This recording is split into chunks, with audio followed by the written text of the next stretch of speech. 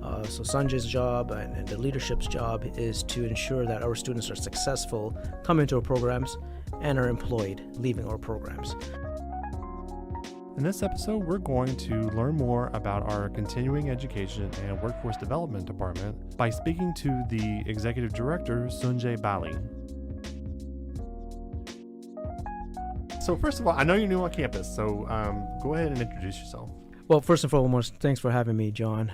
It's been a whirlwind, and campus has been great. Leadership has been great. My team in continuing education, workforce development has been great. You know, they say it's almost like drinking water out of a fire hydrant. But the thing is, John, I'm thirsty, and I'm not drowning, and that's been a testament to my supervisor, Dr. Stacy Ebert, and Dr. Exley, making me feel comfortable to come in and do my job. And that's exactly it. There's a lot of emphasis being put on innovation. And I believe that's why they brought me in here, is to innovate some of their programs and take CE to another level as it has to do with industry training and contract training, which we can talk about a little bit later. You know, I'm happy to be here, and it's going to be an exciting year. So what's kind of your background before you got here? Kind of what were you doing? Well, I began my career overseas in Abu Dhabi, United Arab Emirates. Worked for the Ministry of Education. Really was the industry liaison to their workforce development initiatives. So everything to do from contract training to CE to apprenticeships. Sort of stabilized me there in that region for about 5 years before I moved to Houston, Texas in 2015, where I worked for Lone Star College. So I got a little bit of more, my feet wet with the Texas market, and working for Lone Star College as a director of business development in a corporate college got me to the space where I am today as the executive director of CE. It helped me learn a little bit more about contract training and continuing education, and then how we can build partnerships with industry partners, you know, on the recruitment side of things and also on the training side. So brought here now, CE is ready to take off, and we have, you know, a multitude of programs that we want to establish, but we want to make sure that our programs are in line with what workforce needs are. So it took me from, back to your question, back from Abu Dhabi to now Houston, Texas. I'm a Canadian by nature, dual citizen now, but and I have Texas blood in me now. But I got a feel for different environments, and being in workforce development for the last 13 years, everyone has a different impact and definition of workforce development. After Lone Star College, I was with Pittsburgh Technical College. So I did about 3.5 years at Lone Star, decided, you know, I'm not growing, you know, so I got to go. And I ended up in Pittsburgh for the last couple of years before Alvin came. So tell me then kind of what have you seen so far in the program that you like, or that you would kind of like to see grown? We have a good foundation so far. Dean Parks has done a good job just stabilizing our foundation. But coming in, we do want to add a few more programs, and I have to give a shout out to Dr. Stacy Ebert for putting together our patient care tech program, our biotech programs, working closely with Memorial Hermann and Lonza, which is a Swedish company, I believe, based out of Pearland. So these programs are coming into play. You know, our top programs right now are CDL, phlebotomy, and clinical medical assistant. So we want to stick to those programs because that's the highest impact and highest need for us in CE. But as we look forward, we do want to get our CNC machining, our certified nurse assistant, CNA, medical office billing and coding. These are all programs that are needed as per our employer partners. Our advisory committees let us know that this is still going to be an impactful career 5 to 10 years from now.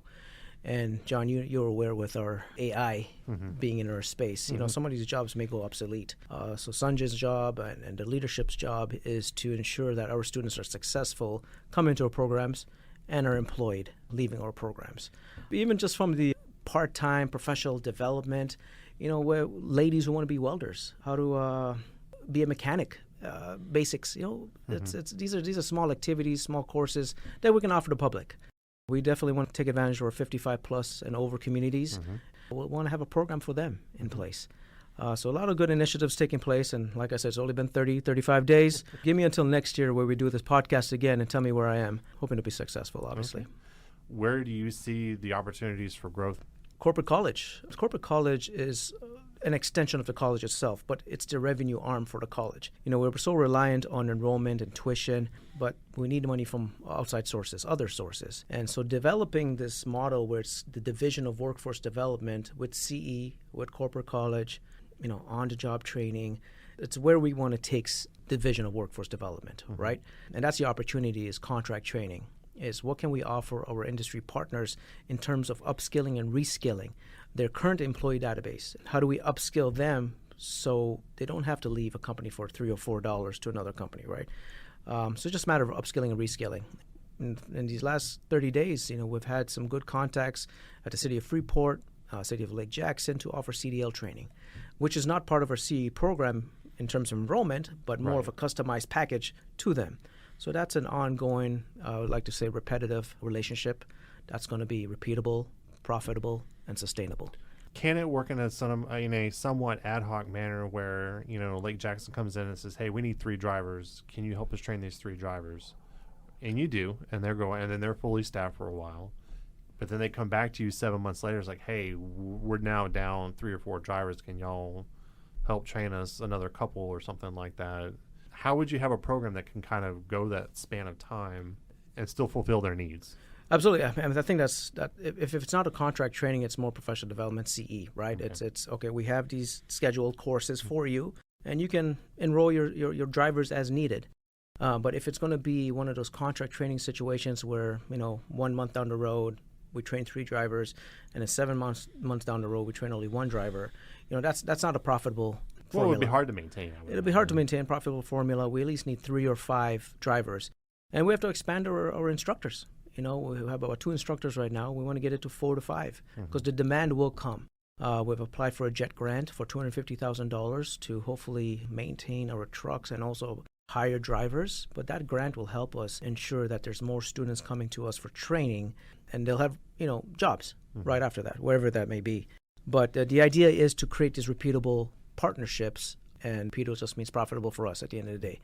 So in what particular job sectors do you see this corporate training kind of going into as far as what the college provides? Manufacturing, machining. We're looking at welding training. We're looking at electricity, frontline supervision, leadership, soft skills training. I know from just talking to some of the healthcare leadership, their biggest problem is customer service.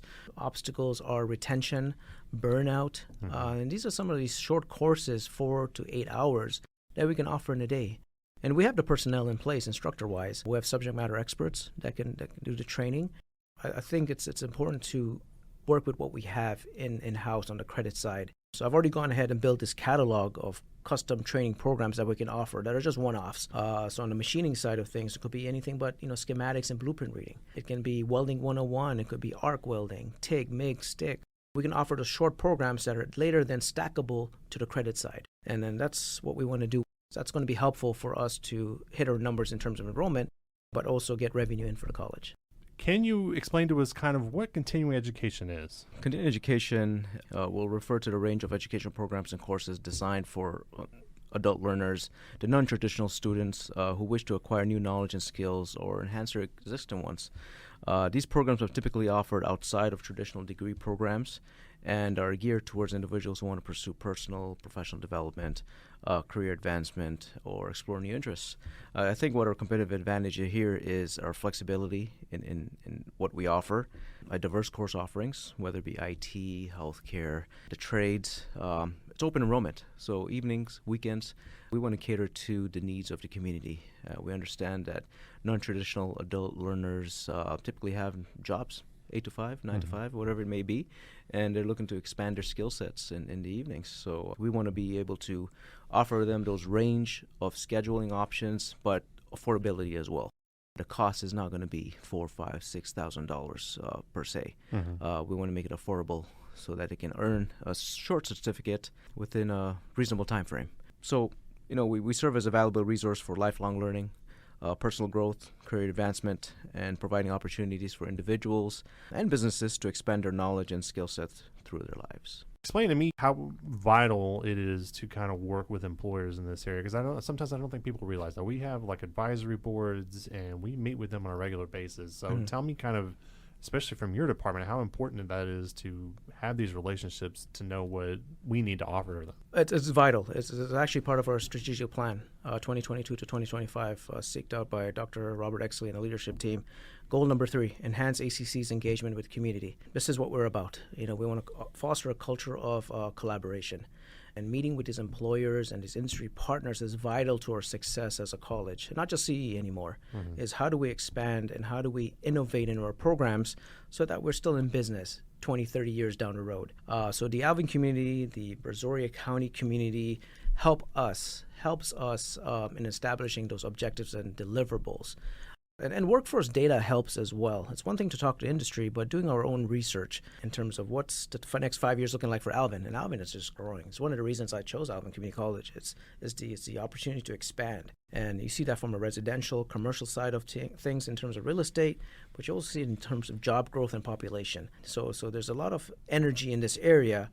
And working with partners that are also investing in this area will not only help us succeed, but it'll help them succeed because they'll get quality students that have graduated from our programs and they've had a part in our curriculum to develop, right?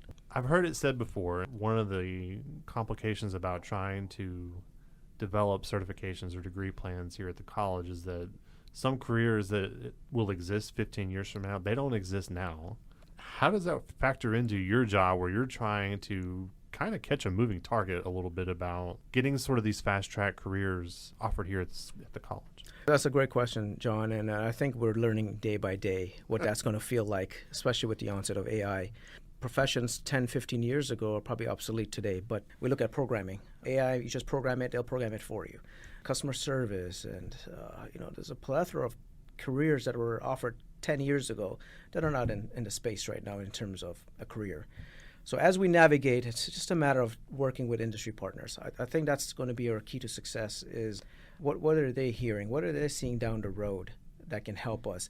And if things are changing, how do we innovate our programs or customize our programs to fit a certain career or profession? The need for nurses, CNAs, is dental assisting still going to be a hot topic 10 years from now? We don't know, but data will tell us if it's not or not, if it is, if it is not, isn't. So as far as on the immediate horizon, kind of what are y'all working on in that department? I think we're working on, met with a couple of partners a couple of weeks ago, and really big partners, Texas Children's Hospital and Intel Incorporated. You probably know about Intel being worldwide. Sat in on a conference, panel series, and they discussed their top needs right now in terms of training. And it was all soft skills training.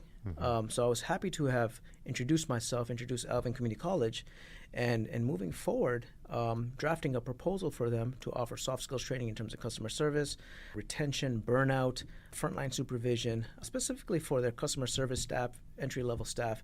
So that's a great relationship for ACC, is to be involved with Texas Children's Hospital and Intel. Probably going to be working on a few STEM-related projects. Might have to bring the credit side to the table. But having these type of partners and names with ACC will only fuel the fire so that more partners can come in and more brand names can come in. We just have to ensure that we're offering quality instruction. Our instructors are quality instructors, obviously, but that's good on the horizon. And I'm assuming that building those relationships after a while will definitely facilitate more of that moving forward, I guess. Absolutely, John. Yeah, that's the idea. Well, thank you for coming to talk to me today. I appreciate it. Thank you for having me, John. Appreciate it. Thank you for listening. To read about these stories and more, visit alvincollege.edu/news.